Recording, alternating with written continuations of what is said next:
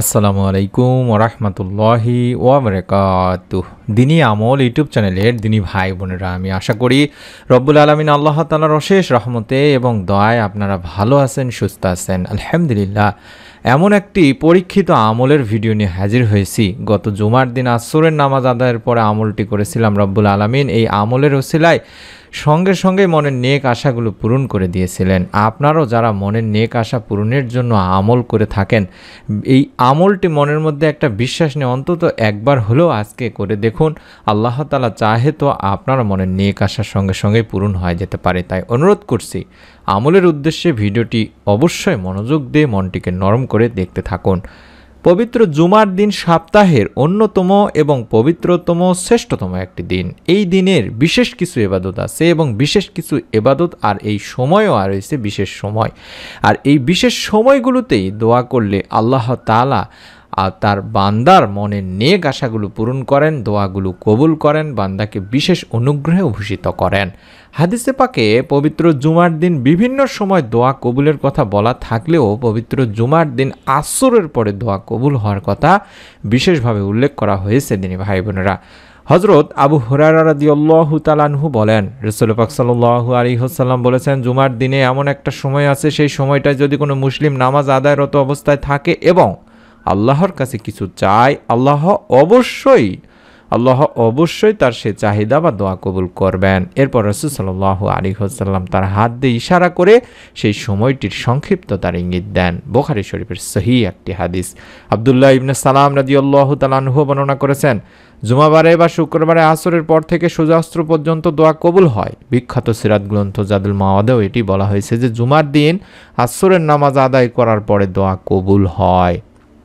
ইমাম আহমদ রহমতুল্লাহি আলাই ও আসরের নামাজের পরে বিশেষভাবে দোয়া কবুল হওয়ার কথাটি উল্লেখ করে বলেছেন যে বিখ্যাত সিরাত গ্রন্থ তিরমিজি শরীফের 2য় খণ্ডের 360 পৃষ্ঠায় তার সবিশেষ একটি উল্লেখ রয়েছে। দিনী ভাই বোনেরা, আর আমরা জানি যে আসর থেকে শুরু করে সূর্য ডোবার আগ মুহূর্ত পর্যন্ত এই সময়টিতেই দোয়া কবুল হয়ে থাকে বেশি বেশি। জাবের ইবনে আব্দুল্লাহ রাদিয়াল্লাহু তাআলা আনহু থেকে হাদিসটিতে বলা হয়েছে যে আল্লাহ রাসূল সাল্লাল্লাহু আলাইহি ওয়াসাল্লাম বলেন, জুমার দিনের 12 ঘন্টার মধ্যে এমন একটি মুহূর্ত রয়েছে, যদি কোনো মুসলিম এই সময়ে আল্লাহ তাআলার কাছে কিছু প্রার্থনা করে তাহলে মহান ও সর্বশক্তিমান আল্লাহ তাকে তা দান করেন। আর এই মুহূর্তটি তোমরা আসরের শেষ সময়ে অনুসন্ধান করো। আবু দাউদ শরীফের একটি হাদিস। আমি প্রথমেই বললাম যে আমরা জানি আসরের শেষ সময় বলতে কিন্তু সূর্য ডোবার আগ মুহূর্তকে বোঝানো হয়, অর্থাৎ আমরা যখন ইফতার করি এই মুহূর্তটিকেই বোঝানো হচ্ছে, অর্থাৎ মাগরিবের আগ মুহূর্তকে বোঝানো হচ্ছে। এবং আনাস ইবনে মালিক রাদিয়াল্লাহু তাআলা আনহু থেকেও বর্ণিত আছে, জুমাবারে এমন একটা সময় আছে যেটাতে বান্দা আল্লাহ তাআলার কাছে দোয়া করলে আল্লাহ তাআলা তাকে তা দিয়েই থাকেন। আর সেই সময়টি হলো আসর থেকে শুরু করে মাগরিব পর্যন্ত বা সূর্য ডোবার আগ পর্যন্ত। এই সময়টিতে পবিত্র জুমার দিনে বেশি বেশি দরুদ পাঠপূর্বক আমরা যদি এই ছোট্ট দোয়ার আমলটি করতে পারি, রব্বুল আলামিন আল্লাহ তাআলা আমাদের মনের নেক আশাগুলো ইনশাআল্লাহ পূরণ করে দিবেন। পবিত্র জুমার দিনে বিশেষ একটি আমল, সেটা হলো দরুদের আমল। দিনী ভাই বোনেরা, আর যত আমলই করুন না কেন বেশি বেশি করে দরুদ পাঠ করবেন। আল্লাহ রাসূল সাল্লাল্লাহু আলাইহি ওয়াসাল্লাম ইরশাদ করেন, তোমরা জুমার দিনে আমার উপর বেশি বেশি করে দরুদ পাঠ করো, কেননা তোমাদের পাঠকৃত দরুদ আমার সামনে পেশ করা হয়। তাহলে বুঝতে পারছেন, দরুদ বেশি বেশি পড়লে বিশ্বনবীর সামনে আপনার আমলটি উপস্থাপন করা হবে, পেশ করা হবে, এবং সেই সময়ে যদি আপনি মনের নেক আশা পূরণের এই ছোট্ট দোয়াটিও উপস্থাপন করেন, আল্লাহ তাআলা ইনশাআল্লাহ আপনার মনের নেক আশা পূরণ করে দেবেন। তাই আমাদের প্রথম কাজ হবে পবিত্র জুমার দিন আসরের নামাজ আদায় করার পর থেকে শুরু করে বিশেষ করে মাগরিবের আগ পর্যন্ত, কিংবা যারা এই সময়টিতে আমল করতে পারবেন না তারা যখনই ভিডিওটি দেখছেন তখনই অন্তত বেশি বেশি করে আগে দরুদ পড়ে নেবেন। অন্তত চাইলে সাল্লাল্লাহু আলাইহি ওয়াসাল্লাম এভাবে অন্তত যতটুকু বেশি পড়া যায় ততটুকু পড়ে নেওয়ার চেষ্টা করবেন। এবং তারপরে মনের নেক আশা পূরণের পরীক্ষিত এই ছোট্ট দোয়াটি অন্তত 3 বার দেখে দেখে হলেও পাঠ করবেন। আল্লাহ রাব্বুল আলামিন বলেন, নিশ্চয়ই মানুষকে সৃষ্টি করা হয়েছে অস্থির করে, আর যখন তাকে কোনো বিপদ স্পর্শ করে তখন সে হয়ে পড়ে অতি মাত্রায় উৎকণ্ঠিত। সূরা মাআরিজ আয়াত 19 থেকে 20। তাই আল্লাহর রহমত থেকে নিরাশ হওয়া যাবে না, সর্বাবস্থায় আল্লাহকে স্মরণ করতে হবে। আল্লাহর দয়া অনুগ্রহের চাদর যে সবসময় আমাদের আবৃত করে রাখেন এই বিশ্বাস রাখতে হবে। আল্লাহ তাআলা বলেন, যদি তোমাদের উপর আল্লাহর অনুগ্রহ তার দয়া না থাকতো তাহলে তোমরা ধ্বংস হয়ে যেতে, আর নিশ্চয় আল্লাহ অধিক তওবা গ্রহণকারী প্রজ্ঞাময়। আমরা জানি যে আমরা যে কোনো পরিস্থিতি পরিস্থিতিতেই যদি আল্লাহকে ডাকি, আল্লাহ তাআলা আমাদের ডাকে সাড়া দেবেন। কারণ আল্লাহ তাআলা নিজেই বলেছেন, তিনি ভাই বোনেরা, আল্লাহ বলেন আর তোমাদের রব বলেছেন, তোমরা আমাকে ডাকো, আমি তোমাদের ডাকে সাড়া দেব। নিশ্চয়ই যারা অহংকার বশত আমাকে ডাকে না বা আমার ইবাদত থেকে বিমুখ থাকে, তারা অচিরে লাঞ্ছিত অবস্থায় জাহান্নামে প্রবেশ করবে। সূরা গাফিরে বলা হয়েছে। জীবনের ইচ্ছা পূরণের জন্য অনেক উপায় খুঁজে বেরিয়েছেন, মনের নেক আশা পূরণ করতে অনেকের কাছে গিয়েছেন। আজকে আপনাদের কাছে অনুরোধ করে বলছি, আপনারা অবশ্যই দিনী আমল ইউটিউব চ্যানেলে ভিডিওটি দেখছেন, আপনারা কম বেশি জানেন এই চ্যানেলে অত্যন্ত গুরুত্বপূর্ণ ভিডিওগুলো দেওয়া হয় থাকে।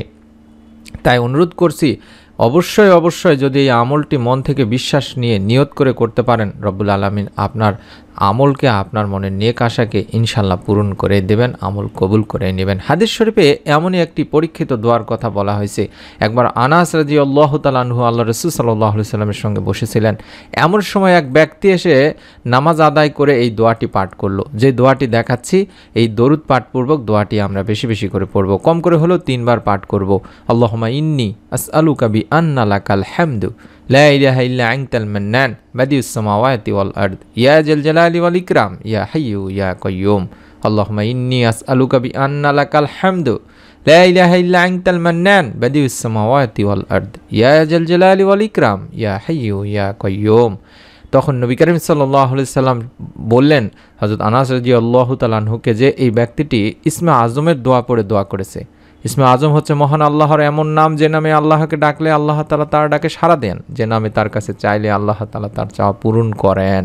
তাহলে বুঝতে পারছেন, বিশ্বনবী সাল্লাল্লাহু আলাইহি সাল্লাম নিজে বলছেন যে এই দোয়া পড়ে আল্লাহকে ডাকলে আল্লাহ তাআলা তার ডাকে সাড়া দেবেন, এই দোয়া পড়ে আল্লাহ তাআলার কাছে কিছু চাইলে আল্লাহ তাআলা তার চাওয়া পাওয়া পূরণ করেই দেবেন।